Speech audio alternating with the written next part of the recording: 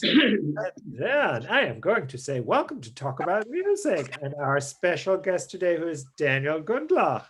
And full disclosure, Daniel and I have met exactly once in real life. It was in Copenhagen at a private cabaret evening, which was one of the most surreal experiences in my entire lifetime. But the highlight of that evening was that Dan sang some beautiful Edith Piaf, and he accompanied himself on the piano. And it And was also gorgeous. Ne quitte pas, also the Exactly. genre. Yeah. That's true. Yeah. And so I just, and I'm very, being a Francophone, all of that, I'm very critical of anybody singing Edith Piaf. So it's always a great revelation to me when somebody does it and I enjoy it. So in my book, he's a genius. And so we became Facebook friends. And then just after And remember that when the Cher ABBA album came out, we also had a very intense discussion about exactly. These are important issues. But anyway, shortly after that, Daniel started his podcast. And so that's what going to be our main topic for today.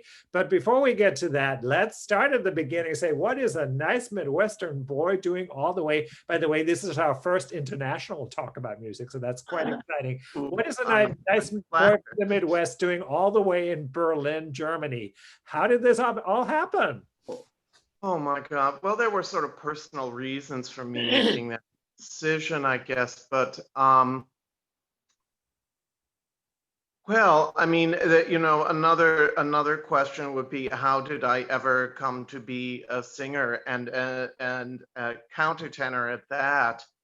It was I just think of it as, I was sort of dropped from another planet into this family where they didn't know what to do with me.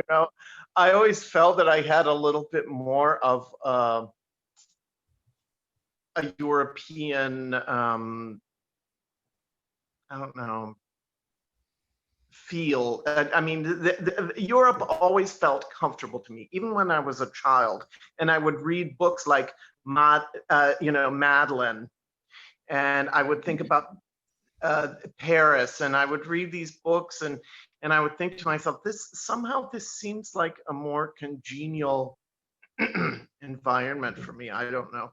And I was also very drawn to opera, quite by, again, as much as one talks about happenstance, but there was a book lying around our house called The Victor Book of the Opera. My father had bought it from my mother the first Christmas that they were married, and I gravitated to this book. I never had heard an opera singer, but I devoured these books. And one day, my father, who was studying to become a minister, called me up into his study on a Saturday afternoon, and he said, maybe you want to hear this. This is Aida. And it was Leontine Price singing, and I heard it, and I mean, I just thought that I almost lost my mind. I just didn't know what had hit me. I thought, this is what I've been reading about in these books. This is what this sounds like. And from then on, I would just grab little bits of opera wherever I could get it. And finally, when I reached the age of, I think it was 9 years old, you could check, and we were living in the city of Janesville, Wisconsin. If your parents would sign for you, you could check out records from the library. So I started checking out all the opera records I could. And the first one I checked out was Pelléas et Mélisande with Pierre Boulez conducting. I mean, I was a strange child. and then I became very into Mahler. I heard Das Lied von der Erde. And then I heard the Vier letzte Lieder of Richard Strauss, the 4 last songs, and I just started absorbing this stuff, and it was like, it just so resonated in me. And I remember I was asked when I was about 17 years old, you're doing all this music stuff, what are you going to do with it? And I said, and I'd never sung anything in my life except singing along with Joan Sutherland or Leontine on the records that I would check out from the library, I said, I'm going to become an opera singer. And they just thought that was the most hilarious thing they had ever heard. But I did, and I had a career, sowieso, it came and went for a good long time, actually, and and I sang in very many places, many distinguished venues, and eventually, I don't know, I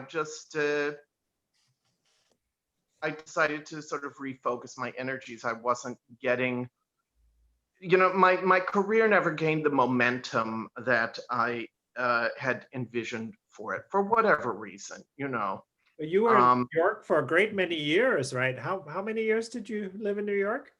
In New York for a long time. I did the training program at the San Francisco Opera, and after that, so in 1988, I moved to New York. And I stayed in the tri-state area. I think finally, when was that? 19, I'm getting a little lost here. 1993, my partner at the time and I moved out to New Jersey. We bought a house out in Northwest New Jersey and lived there until 2001. And that's when we put the house on the market, right a month before 9/11. And finally, it took a while, but finally we sold the house and moved back to the city around May 2002. And then, my career had been sort of in free fall, and I had these weird periods of activity. So I had like 5 years where I was singing all over the place. That would have been in like the early 90s. And then there was nothing. And then around 2000, maybe the late 90s, things started going again. And finally, and then I ended up working at the Paris Opera, the Théâtre du Châtelet in Paris, and I worked with some important conductors in France and in Germany, and then that kind of dried up, and so but I had trained as a pianist. I had trained as a vocal accompanist. That was what my graduate degree was in. And I studied with a very distinguished teacher named John Wustman, who taught at the University of Illinois, and he was my teacher. And really, he was more instrumental than anyone in retraining my ears to what I was listening to in singing. I listened to singers, as I say, from the time that I was about 9 years old. That's all I wanted to hear was singing. And at first I was Germans have this word for conceited. I was very hochnäsig, very like high-nosed. I had really my nose in the air. I just, about what was proper music and what wasn't. But gradually, I think I opened my ears a little bit more and just started enjoying whatever was. I was always drawn to singers, I have to confess, but whatever was good singing. And I love many other kinds of music as well, other than just vocal music. I love orchestral music. I'm a huge chamber music fan, and so I'm. That's another thing that I love, but I listen to that sort of after work, if you will. So I worked as a vocal coach through this the entire time that I was, even when I started undergraduate, I did a lot of that kind of work. And then I got into the training program after I worked with John Wustman, then I got into the training program at the San Francisco Opera. I think I might have mentioned that, and then moved to New York. And from there, I always used to do soprano recitals. I would put on, get up and drag, because I had this really freaky high voice from all those years of singing along with my soprano records. And so we did, a friend of mine and I would do concerts where I would come out impersonating this diva, and everybody loved them, and it was just it was sort of balm for the soul, but also really fun and amusing, and everybody loved this stuff. So any time I would go to do something, for instance, when I was working out in San Francisco, I used to sing at parties. I used to sing, Puccini and stuff at parties, and people just loved that. And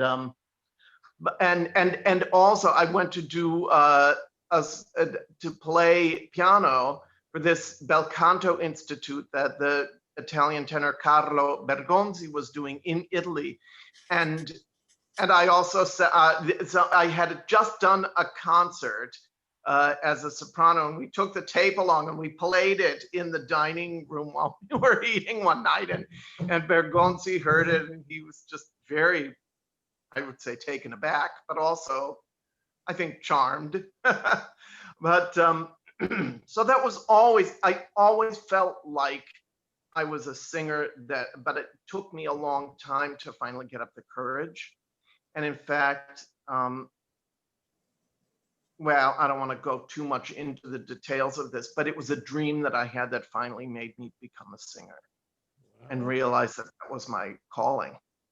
There we go. And that was it was a different time that I was in Italy, but I had this dream, and I used to I used to dream the one when I was, well, I don't want to go into too much details about that, but anyway, it was just something that my soul was crying out for me to do, rather than just sitting behind the piano.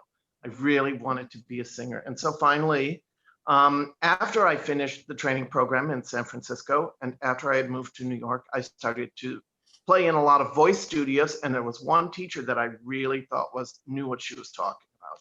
And I asked her if I could study with her. And she was resistant at first because she thought I was just doing it like on a lark. But she realized that I was very serious. And shortly after that, I started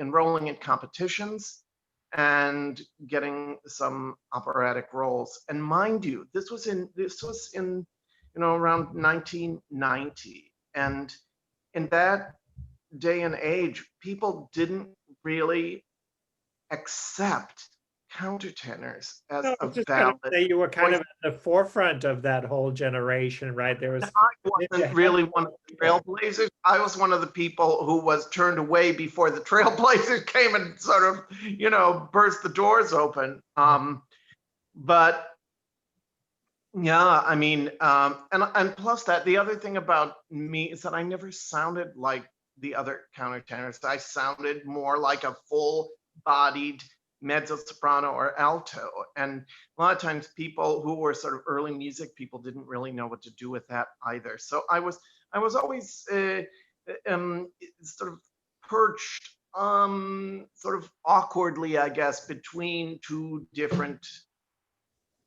aesthetics, two different worlds, and so it took me a while to carve out a place, whatever place that was. And I ended up doing a lot of world premieres. In fact, I did a lot of new work, and I enjoyed doing that too. I did that, all over the place. And eventually, like I said, I mean, I would go through these spurts. Like at the very beginning, I had a lot of work. And then around 1996, it all dried up.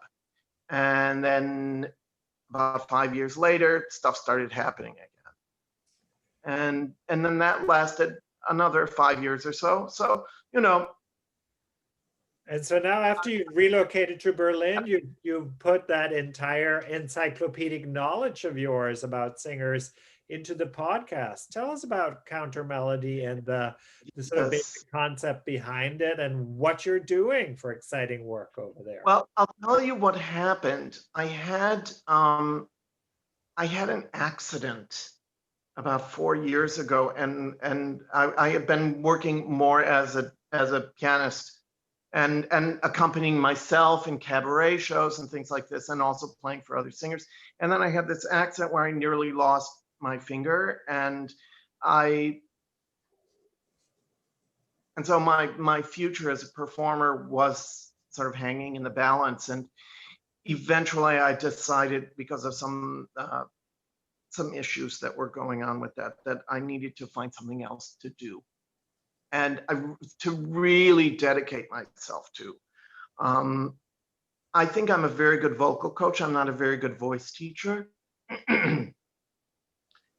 And yeah, as things, when a market is shrinking, that is when people's finances are, declining and people are having a hard time, they'll go to their voice teacher. They will not necessarily go to their voice coach. They'll make do without. And so I don't know. It was just, I never again got the momentum going. And so I finally thought to myself, I need to do something. And I had this idea of a podcast. I don't remember exactly how long, but I'd had it for a couple of years. And eventually it was, again, it was through an experience that I had that made me realize that now was the time to, well, I don't want to be vulgar, but but do it or don't do it. I'll just put it that way. And so I did a crowdfunding thing, and I raised enough money to start, and I started putting out episodes in September 2019, and I put them out every single week. Come hell or high water, rain or shine, if I feel like doing it or not. I looked at your website the other day. You're up to 60 episodes or so. Is that right? Was this last week? Yeah. Yeah. Yeah. So it's, it's what's so gratifying for me is that I've really, well, I have a unique perspective, I really do. Both from all of the listening that I've done and from my rather eclectic and idiosyncratic tastes. And so I take my listeners on that journey with me every week, and more people are finding it interesting and a worthwhile podcast to follow and listen to. And I get the best input from people every week, So I really do. In general, there's a theme for each episode, or there's one particular singer that you focus on from one episode to the other? Yeah, I was talking to my roommate about this the other day. I've only done one episode that was dedicated to a specific composer, and that was at the beginning of the pandemic. I did, and I called it a social isolation Schubertiade. It was all Schubert Lieder. And and Schubert is really my favorite composer, so that was wonderful to have that excuse to put that episode out there. But yeah, a theme, either a theme or a specific singer, or like, for instance, all summer long, I thought I was going to, make it a little bit easier on myself. It wasn't easier. I did like a series of 9 weeks on crossover, singers doing crossover repertoire. It was a lot of fun. It was really a lot of fun. And again, yeah, I mean, either I would choose like a particular record, like there's a Hungarian soprano named Sylvia Schasch who did this sort of 80s, this synth pop crossover album in the 80s, all in Hungarian, like Bridge Over Troubled Water and Total Eclipse of the Heart in Hungarian, with these really sort of tacky arrangements. It's my favorite crossover record of all time.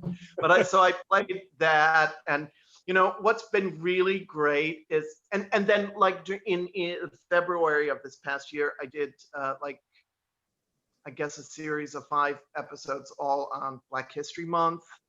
And I'd already really made a clear, I mean, that's something I really like to focus on, actually, is, well, African American singers specifically. I've done a lot of episodes on that, and I've made some wonderful discoveries. And on one of the episodes that I did for the Black History Month, of the tenor who's not terribly well remembered anymore, his name is Charles Holland. Charles Holland's son heard the episode and he wrote to me, and we struck up a wonderful online friendship. And I mean, I've been in touch with other people whose parents were really important singers, and I'm sort of planning a series on, on children of famous singers talking about their parents. And I mean, like, I know I'm friends with the son of the soprano Carol Neblett and the stepdaughter of Eleanor Stieber, and I've been in touch with the son of the British soprano Jennifer Vivian, who did a lot of work that Benjamin Britten wrote for her, for instance. And just like today, I've been in touch with the daughter of the Scottish soprano Margaret Marshall, and I think I'm going to do her in an episode too. And so it's wonderful that, I mean, as the audience for the podcast expands, I also get wonderful suggestions from my listeners. One that I'm developing right now is somebody wanted me to do a series on voiceless wonders. That is, people who weren't necessarily, vocal titans. Not everybody is, a Pavarotti or a Leontine Price, but there are some singers out there, and including pop singers. Think about Marlene Dietrich. She had like no voice. And I often do pop singers on my podcast too. I don't limit myself exclusively, but Marlene Dietrich is a perfect example. She had very slender vocal means, but my God, what she could express, right? She knew how to use it. Oh man, did she ever? And that's true of all of these singers that will be in that particular series. And I'm really having fun. That's moving kind of slowly right now. Another one that's moving slowly is I've been trying to put together an episode on Paul Robeson. Oh yes. Podcast about him this past summer on the Intercept, but it was all about his political stuff and nothing really about his artistic achievement. And I thought, this is a great American. And he was, a prophet who was really not welcome in his own country, and who was, really, really mistrusted, badly treated, and really kind of destroyed by certain,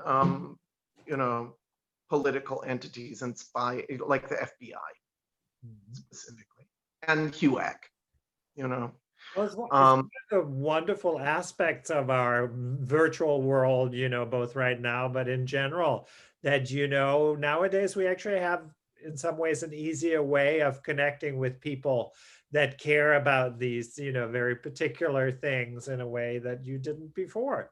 What's your research process? Do you look around for obscure recordings in general, or does it all happen organically? It's all up here in my noggin. I gotta tell you, yeah. But and then of course I do research, and I always end up like last week.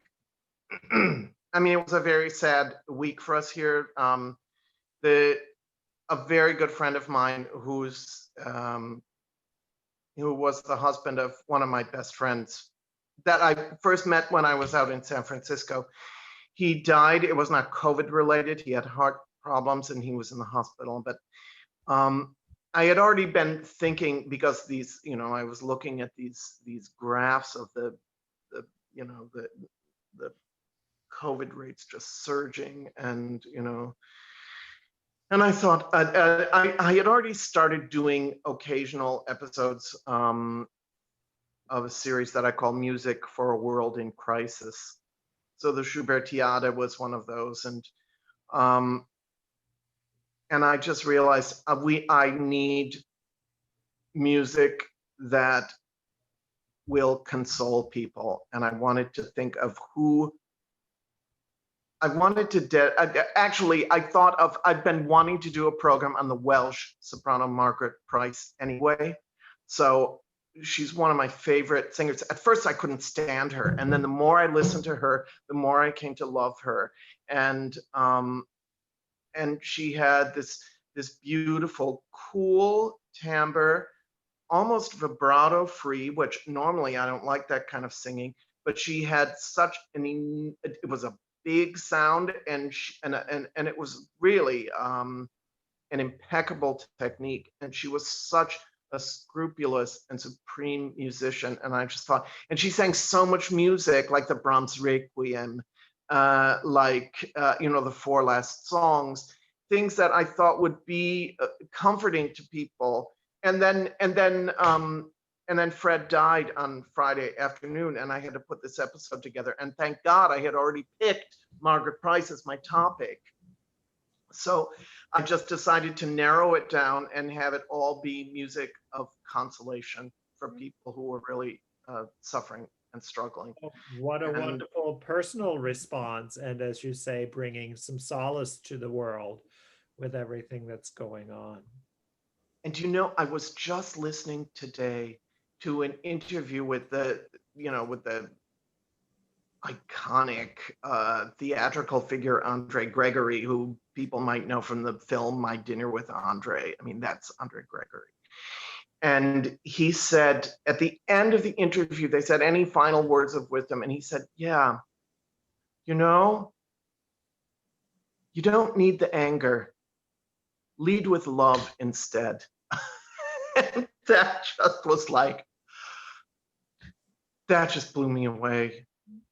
I mean, in all of the frustrations that I've had and the disappointments and and I didn't go into this, but I've had a lot of health issues and, stuff like that. And I just, and sometimes it just made me so impatient and angry. And I thought, what a great, and also Andre Gregory had a bad reputation of being a very angry person, but he, what the question was, if you could go back and go to your young self and give them a piece of advice, what would you tell them? And that was his advice. You don't need the anger, lead from love. Exactly. And that when I started this podcast, that was exactly my MO. Yeah. I thought, I want this to be not about my complaints about people that I don't think are good singers. And then you get a lot of that out there on YouTube. You find these people who are just so vitriolic and angry about, they don't like this person, they don't like this person. And believe me, there are a lot of people that I don't like their singing. But I thought it would be a much better thing to focus on the people that I love and to give my listeners like a different, not a mindset, well, maybe an ear set, right? And to just get them to maybe start thinking about, just hearing things with, not that I have the supreme set of ears or the supreme ideas about how this stuff is supposed to go, but just that there are other ways of looking at things and other ways of hearing things, and that sometimes you can make wonderful discoveries. I've made the most amazing discoveries. I discovered this singer named Muriel Smith. Now, nobody knows who she is anymore, but she was the original Carmen Jones on Broadway. She's the dubbed voice of Juanita Hall in South Pacific, the film. And she has one of the most beautiful voices I've ever heard in my life. And I've already done 2 programs on her. And that was it's such a revelation and such an education for me. And, and I get input from my listeners too. People, I'm very blessed to have some very erudite listeners and people who know a hell of a lot more than I do. And I know, I mean, it's not to be falsely modest. I mean, I know a lot, but everybody has their own perspective, and it's wonderful to get other people giving you ideas and feedback and positive response. Well, I think you So found a wonderful way to channel all your knowledge and, as you say, your love for all of these singers and sharing all of that with the world. As always, we ran out of time very quickly, but before we go, I just want to see Ray had a question about Roland Hayes.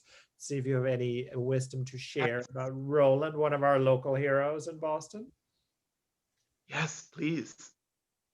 Oh, Yeah, just to speak about Roland Hayes. Actually, it wasn't a question. I was going to ask you if his daughter, whose name is Afrika, Afrika, yeah. lives in the Boston area. Have you had any contact with her? I have not. Is she? And she still lives in Boston. Yes, yes. And she also is a singer. I knew her years ago at Trinity Church. She has two daughters, at least one of whom is a ballerina now. But she would be a fine source, a good source of information if you want to learn more about Roland Hayes' career. No, I had come across recordings that that father and daughter had done together. I think they did a couple like that. And I didn't know she was still alive. I didn't know she was living in Boston. Yeah. And I've featured Roland Hayes on just one or two selections. Like if I was doing a series on something, I did, for instance, at Christmas last year, I did a series on, a tenor's Christmas. And I found him singing, can't remember which spiritual I finally used, but some amazing things. And what an extraordinary artist. And, as I was, as I say, just African American singers. Really, I'm very taken with that topic. And then, another singer who's one of my favorite singers in the entire world is Shirley Verrett. And I know she did a lot of singing in Boston under Sarah Caldwell. I've actually met her a couple of times, and we have a good mutual friend. She died, what, 2 years ago or something? Oh, no, it was some time ago. Was it a little longer? Okay, yeah. I was still, I think it might have even been like 2007 even. She had heart issues, I think. But no, look, here, she's right here. See? I actually heard her when she was still a mezzo. She did Orfeo here with Sarah Caldwell, and that was quite stunning. And then later I heard her do, I think, Macbeth as a dramatic singer. Yes, I think she did do that in Boston as well. And she sang Desdemona in Boston. It was the only time she ever sang it on stage, the whole role. She tried out her Aida as opposed to Amneris. She's one of the few singers that did both roles. She did her first Aidas in Boston, and she did a lot of rare talent. Yes. Norma, I think she also did in Boston. I'm not, although that was on the Met tour. She might have also, but I think she might have also sung it with Opera Company of Boston. No, I can't remember, but yeah. No, I'd be very interested in being in touch with Roland Hayes' daughter. I can give her email address to Heinrich, and he can share it with you. How's that? I will send it along. Okay. So I would be thrilled. Sure. See, it's all about connections. Any other questions for Daniel? Thanks for sharing your pilgrimage, your experience, your adventure. I hope Heinrich will give you the link to the podcast. I mean, if you guys are podcast listeners, you can always just find it. Type in Counter Melody is the name. Okay. Is the name of the podcast. It references me as a countertenor. I don't feature a lot of countertenors on the podcast. I don't feature a lot of my singing. Every so often I've put in a recording of me singing something, but not so frequently. But if I find something that's appropriate, I played, for instance, the first of the Music for a World in Crisis episodes. I played a recording that I had made. I was recording a demo, and we had a few minutes at the end, and I said to my pianist, I said, I really want to record Danny Boy because I had a special connection with that song, and my grandfather used to sing it for me, and so I wanted to make a recording of it for my mother because that was her father, and it turned out very. I was very proud of it, so I put that on the podcast. But generally, it's not an outlet for me to. I'm virtually retired right now. I mean, I may, once things open up again. I mean, we were speaking about Edith Piaf. I mean, I love singing Edith Piaf songs more than anything else. And so, and there's this guy here in Berlin actually who runs this French style cafe. He's from Paris, and he heard me sing some of the Piaf as well, and he was very enthusiastic. And for me, that's an enormous thing. I mean, I was doing this opera in French at the Châtelet, and I had a very demanding vocal coach. Everybody else in the cast, it was a small cast, there were only about 4 or 5 people, and I was the only non-francophone in the cast. And that coach, she grilled me. She really rode me hard, and I finally I figured some stuff out, and I applied a lot of what I was taught, and I think I sing French pretty well. It's certainly my favorite language. Daniel, I'm curious, in your work in Paris, did you ever run across a bass baritone named Greg Reinhardt? Greg is one of my dearest friends. You're kidding. No, I am. We were classmates. We were classmates at New England Conservatory. Oh and my God. And we've become friends on Facebook in the last couple of years.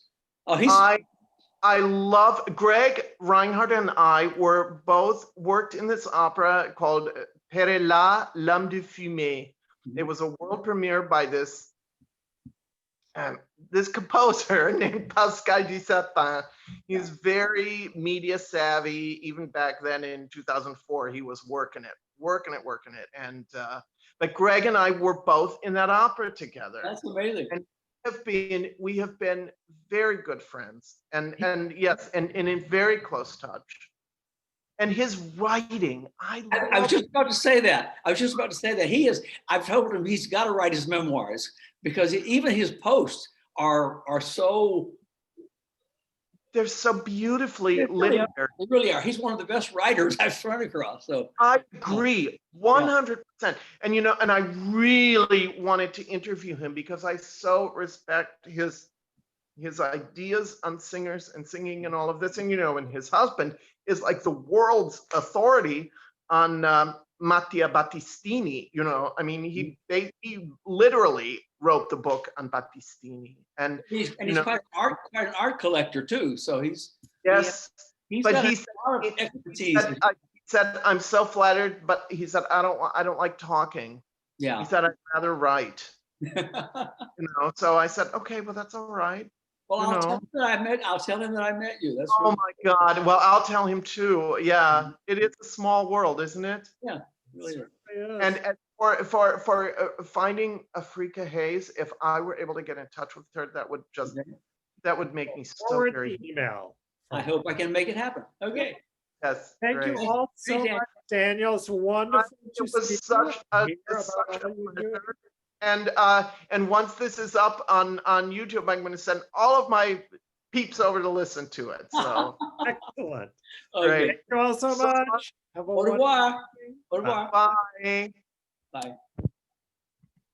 Bye.